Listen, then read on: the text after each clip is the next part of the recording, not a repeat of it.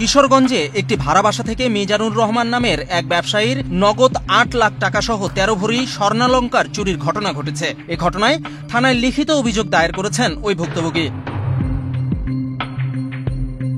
১৯ October রবিবার জেলা শহরের নীলগঞ্জ রোড সংলগ্ন ইসাখা ইন্টারন্যাশনাল ইউনিভার্সিটির পিছনের একটি বাসায় এই ঘটনা ঘটে। তিনি একই বাসার দোতলায় স্ত্রী সন্তান নিয়ে ভাড়া থাকতেন।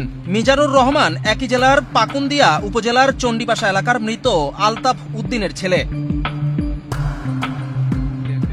থানায় লিখিত অভিযোগ সূত্রে জানা যায়, ঘটনার ২ দিন আগে মিজানুরের স্ত্রী সন্তান সহ তার বাবার বাড়িতে বেড়াতে যান। ঘটনার দিন অর্থাৎ ১৯ অক্টোবর আনুমানিক সকাল ৯:৩০টায় ভুক্তভোগী তার বাড়ির মূল দরজায় তালা দিয়ে কর্মস্থলে চলে যান। পদ্মা সেতু, মেট্রো রেল এবং এলিভেটেড এক্সপ্রেসওয়ে নির্মাণের গর্বিত অংশীদার বসুন্ধরা সিমেন্ট। ১ ঘণ্টা পর একই বাড়ির নিচতলার ভাড়াটিয়া মিজানুর রহমানকে ফোন করে জানান, তার বাসার কাজের মহিলা চম্পা আক্তার বাসায় কাজ করার জন্য দরজা খোলা দেখে ভিতরে প্রবেশ করে সব মালামাল তছনছ অবস্থায় পড়ে থাকতে দেখেন। পরে তিনি দ্রুত বাড়িতে এসে দেখেন মূল দরজার তালা ও রুমের ভেতরের থাকা স্টিলের আলমারির তালা ভেঙে কেউ তার স্ত্রীর স্বর্ণালংকার ও নগদ অর্থ চুরি করেছে। অভিযোগপত্রে তিনি দাবি করেছেন, চুরি যাওয়া নগদ অর্থের পরিমাণ প্রায় ৮ লাখ টাকা এবং স্বর্ণালংকারের পরিমাণ প্রায় ১৩ ভরি, সব মিলিয়ে যার মূল্য প্রায় ৩০,৭৫,০০০ টাকা।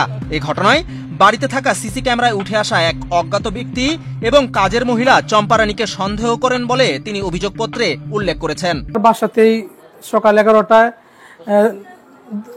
দিকে তালা ভেঙে মোটামুটি ভালো জিনিস নিয়ে গেছে।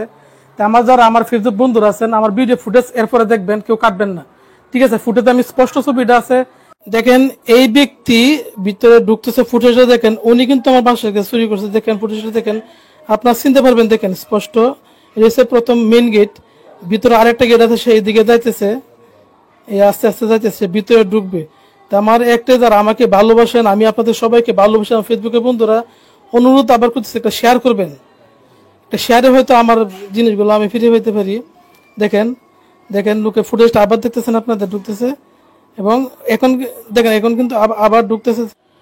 প্রায় অনুমানিক ১৩ ভরি স্বর্ণ সহ নগদ অর্থ ছিল।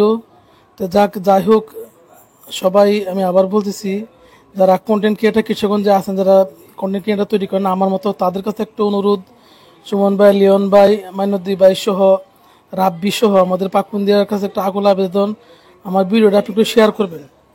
শেয়ার করলে আমার হয়তো একটু উপকার আসতে পারে। সবার কাছে একটা অনুরোধ। বিজন কুমার, বাংলাদেশ প্রতিদিন।